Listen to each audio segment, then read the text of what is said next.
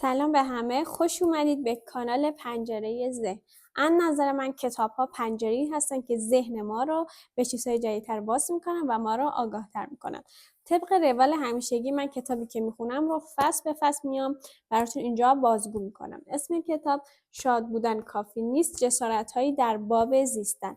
الان این میشه بخش پنجم که تیترش اینه: 10 درس زندگی برای عملکرد بهتر در دهه چهارم زندگی. نویسنده که توی آستانه 30 سالگی بوده اومده یه حالا در واقع ایمیلی زده به اعضای خبرنامش و اونایی که حالا بالای 37 سالشون بودن یا 40 سالشون بودن گفتن که بیان اگه نصیحتی دارن توی اون حالا بنویسن و واسش ارسال کنن و نتیجه براش خیلی حیرت آور بوده. 600 تا پاسخ ارسال شده که اونو توی هر کدوم این در واقع نظرات رو اکثرشون رو که خیلی مهمتر بوده و همه گفتن رو توی 10 بخش دسته‌بندی کرده. بخش اولش اینه: از حالا برای بازنشستگی پس‌انداز کنید نه بعداً. میگه که رایج‌ترین نصیحت این بود: آنقدر رایج که تقریبا تمام ایمیل ها حداقل اشاره جزئی بهش کرده بودن. به امور مالی سر و سامان بده و برای بازنشستگی خودت پول پس‌انداز کن. اینو یعنی تو همه ایمیل ها گفته بوده. هر دسته از این نصیحت ها رو توی چند بخش اینجوری حالت تیتروار گفته که من براتون میخونم. تصفیه تمام بدیهیات رو در اولویت قرار بده. برای مواقع اضطراری مقدار پول پس‌انداز داشته باش، چون بالاخره ممکنه که در طول زندگی هزاران اتفاقات وحشتناک بیفتن که ما واقعا نمیتونیم پیش بینیش کنیم. بخشی از حقوقتون هم بذارید برای بازنشستگی فردی. سرمایه‌تون رو بیخودی و بی‌پروا خرج نکنید. برید خونه بخرید یا هر چیز دیگه‌ای. باید حالت معقول خرج بکنید پولاتون رو. روی چیزی هم که ازش سر در نمیاره لطفاً سرمایه‌گذاری نکنید و به واسطه سرمایه‌گذاری هم اعتماد نکنید.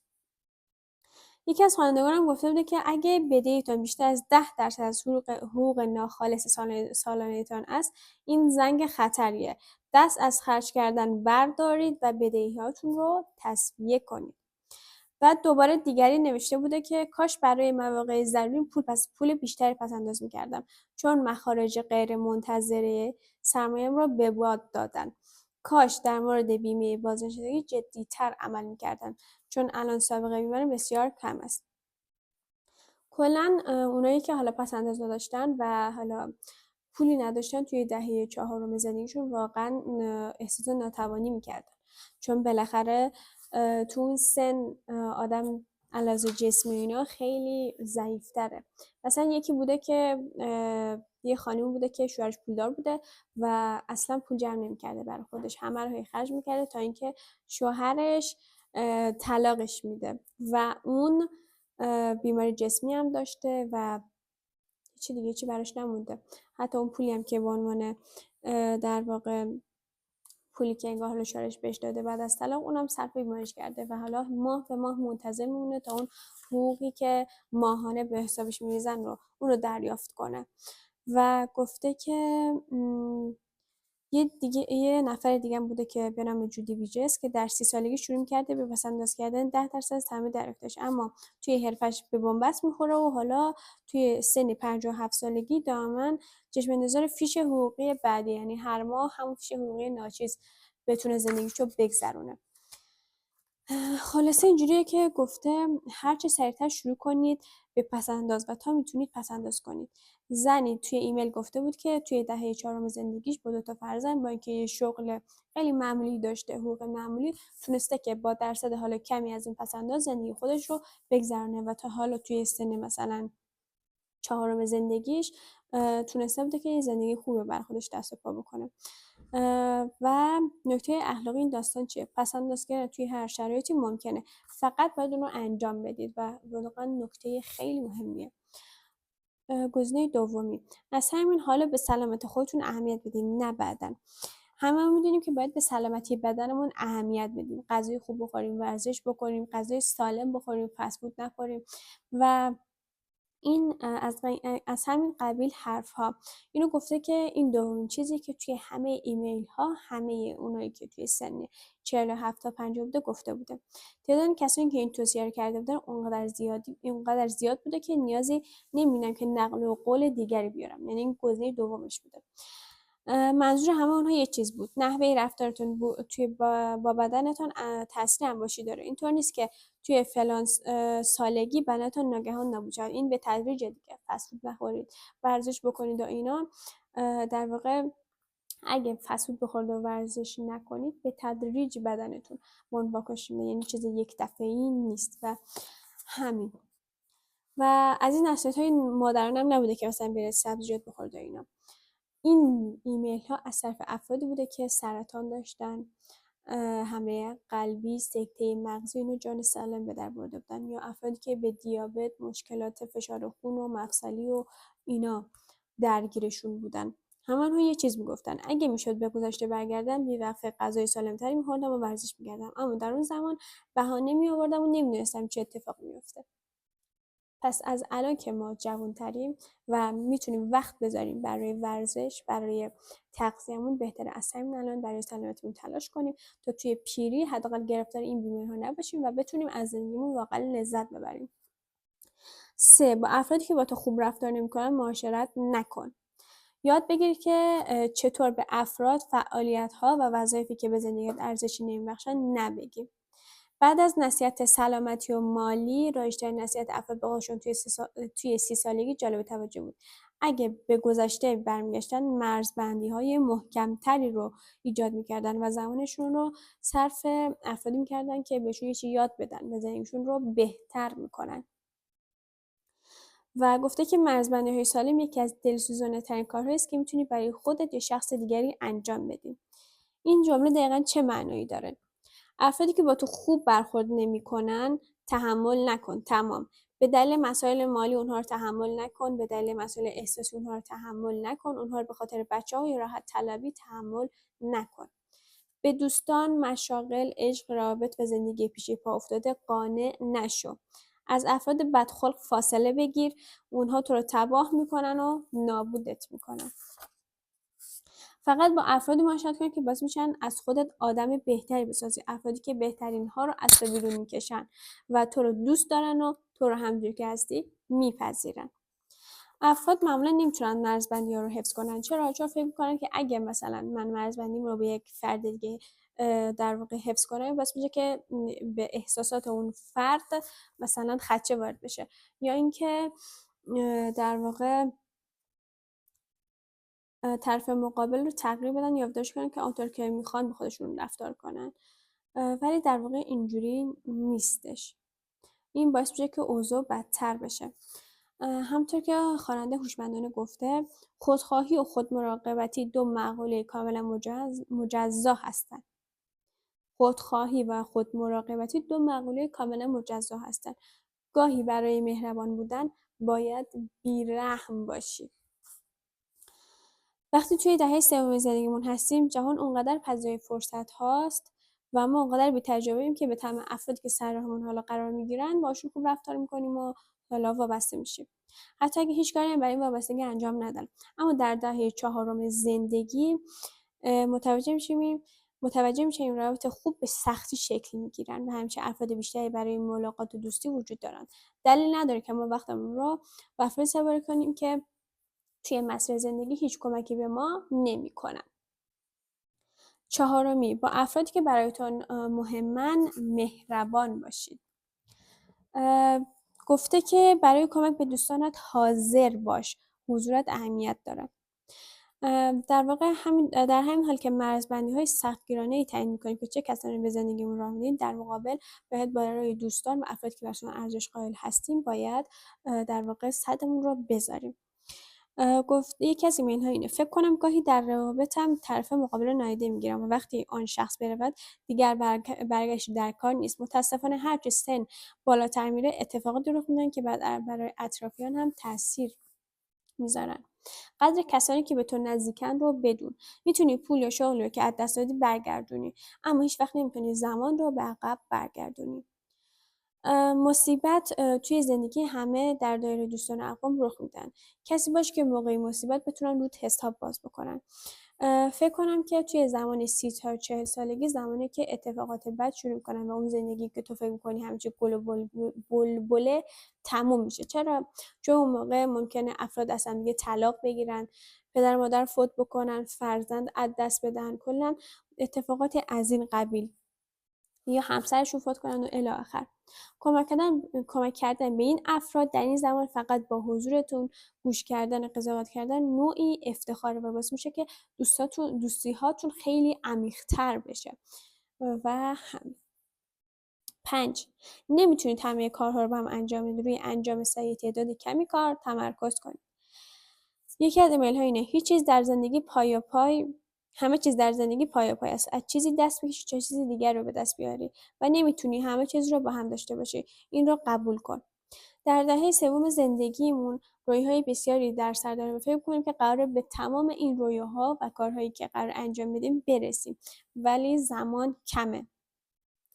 میگه که من به شخصی خیال میکردم که سایتم اولین شغلی از بین شغلهای بسیاری که در تجربه کاریم هست بوده. نمیدونستم که نزدیک به 1 دهه زمان خواهد بود تا توی همین شغل خیلی در واقع زبده بشه و ماهر. و حالا که ماهر شده و موقعیت برتری دارم و از کاری که انجام میدم لذت میبرم، چرا با شغلم رو عوض کنم؟ در یک کلمه: با تمرکز روی یک چیز و خوب انجام دادن اون در زندگی میتونی خیلی پیشرفت کنی. بیشتر تمرکز کن. این کاملا خب یه چیزیه که فکر کنم همه ما درکش کنیم که ما میتونیم توی یک کار در واقع خبره بشیم، توی اون کار صدمون رو بذاریم و ماهر بشیم. و وقتی که یک شغل رو توش هستیم ازش لذت میبریم و ماهریم، چرا بخوایم شغلمون رو توی دهه 40 سالگی اینا عوض بکنیم؟ خواننده دیگری هم گفته که به خودم میگفتم روی 1 یا 2 هدف اشتیاق رویا تمرکز کنم و برای رسیدن به آن سخت تلاش کنم و منحرف نشوم. دیگری گفته بود باید قبول کنی که نمیتونی همه کار بکنی. برای دستیابی به چیزی بی‌نظیر در زندگی به فداکاری زیادی نیاز داری. و گفته که خوانندگان دیگر هم گفته بودن که اکثر مردم بدون فکر کافی در نوجوانی یا اوایل دهه سوم زندگی شغلی بر خود انتخاب میکنن و مثل بسیار از تصمیماتی که در این دوره گرفته میشه اغلب اشتباه میکنن. سالها زمان میبره تا بفهمیم از چه چیزی لذت میبریم و چه کاری رو دوست داریم که انجامش بدیم. اما بهتره که روی نقاط قوتمون تمرکز کنیم و در تمام طول زندگی اونها رو تقویت کنیم تا اینکه هی کارهای نصف نیمه انجام بدیم. و گفته که به خودش سالم میگفتن نظرات دیگران رو نادیده بگیر و استعدادهای طبیعی و چیزی که با اون اشتیاق داره پیدا کن و زندگیت رو حول آن بساز. برای برخی افراد این کار به منزله ریسک‌های بزرگه، حتی در دهه 4 زندگی یا پس از اون. این موضوع شاید به معنای ترک شغلی باشد که 1 دهه برای پیشرفت اون زحمت کشیده‌اید و از دست دادن پولی که برای جمع‌آوری آن بسیار سختی کشیده‌اید یا با اون خو گرفته‌اید. و گفته که این ششمی خیلی دوست دارم. گفته که وقتی هنوز برای تغییر وقت است، از ریسک کردن نترسید. در حالی که بسیار از مردم در 30 سالگی فکر کنن که باید حرفه زندگیشون رو پیدا کرده باشن، باید ازدواج کرده باشن، همه چی باید ردیف باشه. واقعا اینجوری نیست. یعنی هیچ وقت واسه هیچ کار دیر نیست برای اینکه تو بخوای شغل جدید در واقع پیدا کنی، ازدواج کنی، هر کار دیگه. یعنی این رو در واقع توی ذهنمون و محدود نکنیم به این چیز خودمون رو که فقط توی یه محدوده زمانی ما میتونیم به اون چیزی که میخوایم برسیم، در حالی که زمان بسیار و وقت بسیار و ما میتونیم که حتی توی دوران 30 یا حتی توی 40 سالگی اون چیزی که مد نظرمون رو در واقع بهش برسیم. خوانندگان دیگری هم گفته بودن که وضعیت شغلیمان، وضعیت تحولیمان، وضعیت مالیمون الی آخر ممکنه که جواب این سوالا رو هنوز پیدا نکرده باشن. در حقیقت صدها خواننده التماس کرده بودن که نگذارین طبقات جامعه از بزرگسالی موجب شود که از انجام ریسک‌های بزرگ و شروع دوباره دست بکشید. همانگونه که شخص توی صفحه فیسبوکش جواب داده هیچ بزرگسالی به طور کامل راهش رو پیدا نکرده. من در آستانه این یکی از ایمیل هاست. من در آستانه 41 سالگیم و در 30 سالگی به خودم میگفتم نباید زندگیت رو بر اساس ایدئالی که با آن انتقاد نداری بسازی. تو سوار زندگی شو، نذار زندگی سوار تو بشه. نترس از اینکه مجبور شوی هر چی که ساختی رو خراب بکنی، چون قدرتش رو داری که همه چیز رو از نو شروع کنی. خوانندگان متعددی هم به این موضوع اشاره کردند که تغییرات شغلی بزرگی در دهه چهارم زندگیشون انجام دادن و این کار به نفع آنها بوده. یکی از آنها کار پرمنفعت مهندسی نظام رها کرده و رفته بوده معلم شده بوده، چون چیزی بوده که خودش واقعا میخواسته و 20 سال بعدم از این تصمیمش خیلی خیلی راضی بوده. و اینکه یک جمله خیلی خفن از استیو جابز که خیلی قشنگه، اینو شمرده میکنم که هممون کامل اونو درکش کنیم. زمانتون محدود است، آن را با زندگی کردن برای دیگران هدر ندهید. با عقاید تعصب آمیز محاصره نشوید. اینکه زندگی بر اساس نتایج طرز فکر دیگران است، نگذارید سرصدای نظرات دیگران صدای درونتان را خفه کند. و از همه مهمتر جرأت دنبال کردن ندای قلب و هدفتون رو داشته باشید. آنها از قبل میدانند میخواهید به چه کسی تبدیل شوید. باقی چیزها جزء فرعیات زندگی هست. عجب جمله. یه ایمیل دیگه. نترس، سال آینده 50 ساله میشم و تازه این درس یاد گرفتم. ترس در دهه چهارم زندگی من نیروی هدایتگر مضری بوده. ترس بر ازدواجم، شغلم و تصورم از خودم به شدت تاثیر منفی داشته. خطایم این بود فکر کردن به حرفایی که ممکن بود دیگران راجع به من بگویند. فکر به این که ممکن بود شکست بخورم. نگرانی از این که نتیجه کارم ممکن است چطور شود. اگر به عقب برمیگشتم بیشتر ریسک میکردم. چقدر تجربیات افرادی که توی 40 یا 50 سالگی هستن چقدر قشنگه. یعنی که اون سالها پر از تجربه است و خیلی ارزشمند این تجربه و این چیزایی که میگن. گزینه 7 گفته باید به رشد و پرورش خودت ادامه بدی. دو دارایی هستن که اگه از دستشون بدی دیگه نمیتونی به دستش بیاری، بدن و ذهنت. اکثر مردم توی 20 سالگی از رشد و پرورش خود دست میشن. اکثر مردم در دهه چهارم انقدر مشغولن که اصلا به فکر پرورش خودشون نیستن و وقت کافی نمیذارن. اما اگر جز افراد محدودی هستی که به آموزش خودت اهمیت میدی و طرز فکرت رو تکامل میبخشی و به سلامت ذهن و جسمت اهمیت میدی، وقتی به 40 سالگی برسی هزاران فرسنگ از بقیه جلوتری.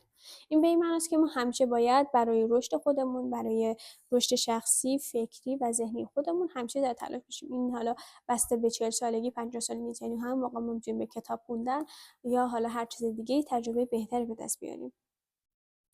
بنابراین اگر در 30 سالگی هنوز بتونید تغییر کنید و البته تغییر هم میتونید بکنید، باید به رشد و پیشرفت خودش ادامه بدهد.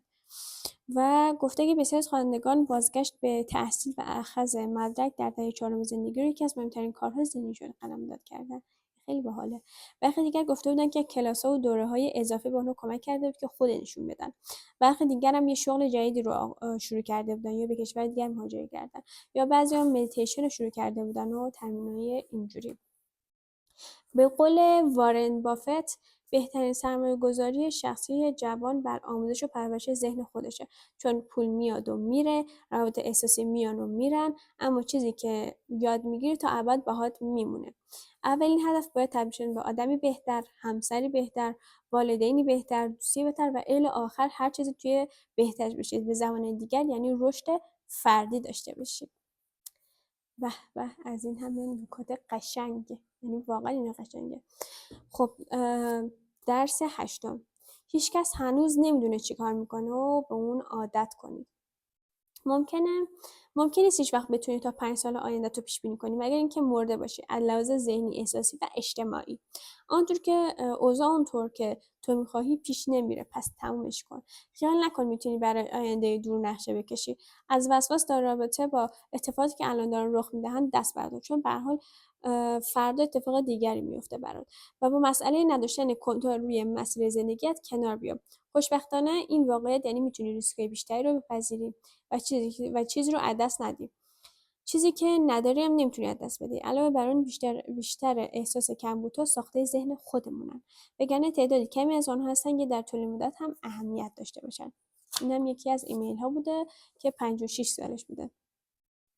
در مقاله 10% که از گذراندن دهه سوم زندگی آخر نوشتم که یکی از درس‌ها اینه که هیچکی نمیدونه توی دهه سوم زندگیش داره چیکار میکنه. این همچنان ادامه داشته، یعنی توی سن 40 تا 50 سالگی هیچ کس واقعا نمیدونه که با زندگیش داره چیکار میکنه و این به نظرم یه نوع آزادی بخشه نسبت به هممون، یعنی که ما در طول زندگی هیچ وقت نمیفهمیم که داریم چیکار میکنیم و قراره با زندگیمون چه کاری انجام بدیم و این تا آخر عمرم ادامه داره و تا آخر عمرم هم خبر خوبی میتونه باشه. اکثر چیزهایی که الان برای تو مهمن تا 10 تا 20 سال دیگه برات مهم نیستن و اهمیتی نخواهند داشت. این موضوع اشکالی نداره. رشد یعنی همین. فقط یادت باشه که خودت رو زیادی جدی نگیری و آماده پذیرفتن تغییر باشی. ایمیل از یه نفر که 57 سالش بوده. برخلاف حس شکست‌ناپذیری که در یک دهه گذشته حس می‌کردی، واقعا نمی‌دونی قرار است چه اتفاقی رخ بده. هیچ کس نمی‌دونه. فرقی هم نمی‌کنه چقدر با اطمینان راجع به آینده حرف بزنی. این موضوع برای کسانی که به داشتن ثبات و امنیت وابسته‌اند اضطراب آوره، اما وقتی این حقیقت رو درک کنی که همه چیز مدام داره تغییر می‌کنه، میتونه رهایی بخش بشه. خلاصه بگم، شاید موقعی برسه که خیلی ناراحت باشی، دردت رو ساکت یا از اون فرار نکن. غم بخشی از زندگی هر کسی و به این معناست که قلبی دلسوز و پر احساس دارید و به آن افتخار کنید. مهمتر از همه به خودت و دیگران مهربان باش. زندگی جاده زیبا و حیرت انگیز است و هر چه جلوتر بری بهتر میشه. اینم یه فرد 38 ساله بوده. من 44 ساله هم به خود 30 ساله هم میگفتم از نگاه من 40 ساله توی 30 ساله هنوز هم کلی کارهای احمقانه میکنیم. کارهای تازه ولی مثل سابق احمقانه. پس توی 30 ساله خیلی به خودت نناز. هنوز نمیدونی ماجرا چیست و این خوب است. یعنی در کل منظورش اینه که حالا این ایمیل هایی بود که افراد مختلف زده بودن من خوندمش. در واقع منظور اینه که زیاد زندگی رو سخت نگیری، مشکلاتی که حالا به وجود میاد، حالا ناراحتی که به وجود میاد، همه اینا جزئی از زندگی که باید تجربهش کنی و هیچ وقت نباید هیچ چیز رو جدی و سخت بگیر، چون زندگی همیشه همینه. 9 گفته روی خانواده‌تون سرمایه‌گذاری کنید، ارزشش رو داره.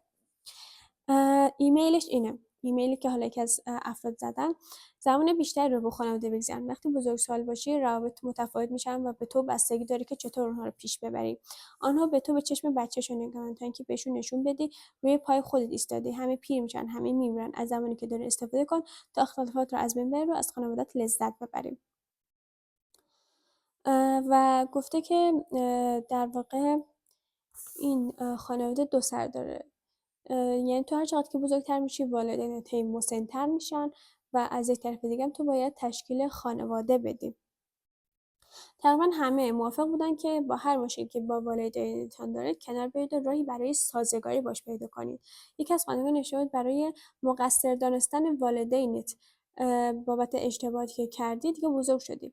شاید تو 20 سالگی میتونستی با چنین بهانه‌ای مثلا خودتو قانع کنی ولی الان دیگه نمیشه. یعنی تو سن 30-40 سالگی یعنی تو کلا باید در واقع کارهایی که انجام میدی رو خودت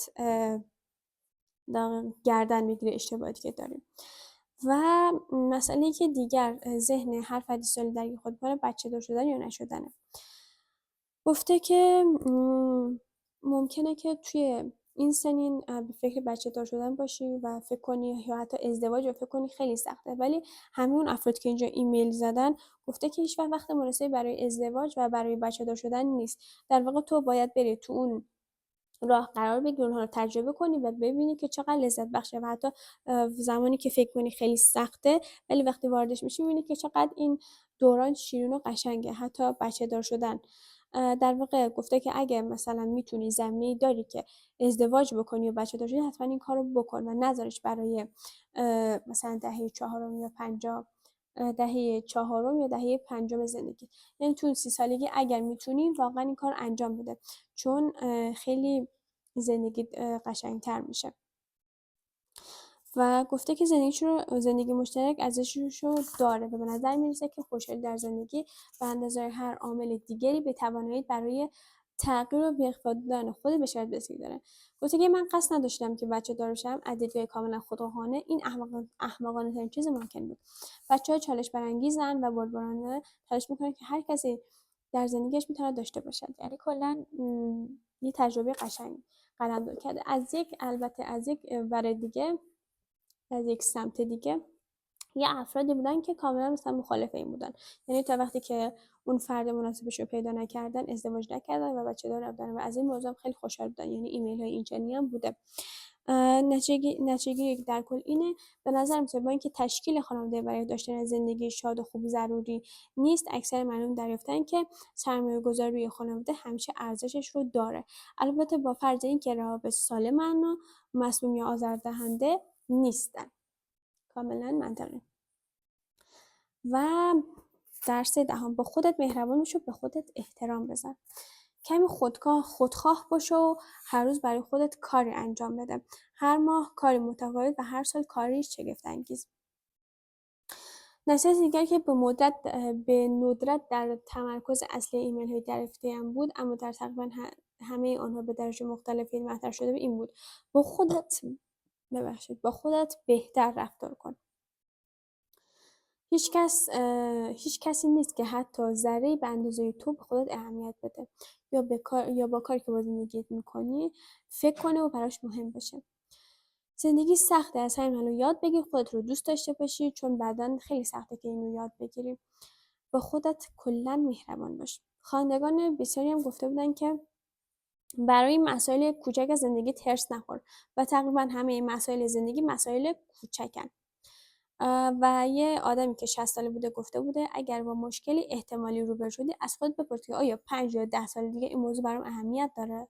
اگر نه چند دقیقه با اون حال کلنجار برو، حالا براش گریه کن و دیگه بذارش کنار. و چقدرم قشنگ واقعا. و گفته که یه ایمیل دیگه اینه: وقتی 40 سالم شد پدرم به من گفت دیگر راحت شدی، چون در دهه سوم زندگی فکر می‌کنی میدانی اوضاعت چه قرار است. در دهه چهارم زندگی می‌فهمی که نمیدانی چه خبر است و در 40 سالگی شروع می‌کنی به پذیرفتن اوضاع زندگی همونطور که هست. حالا 58 سالم دارم و حق با او بود.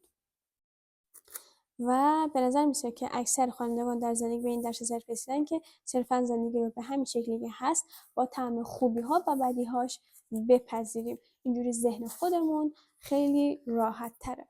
این 10 تا نصیحتی بود که افرادی که 40 تا 50 سالشون بود اینها رو نوشته بودن و خیلی خیلی قشنگ بودن. نظر من تجربه افرادی که توی سن بالاترن و نصیحت میکنن خیلی خیلی ارزشمنده.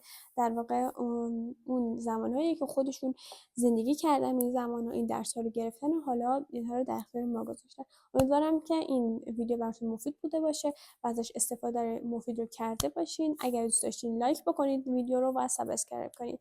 ممنونم از وقتی که گذاشتید.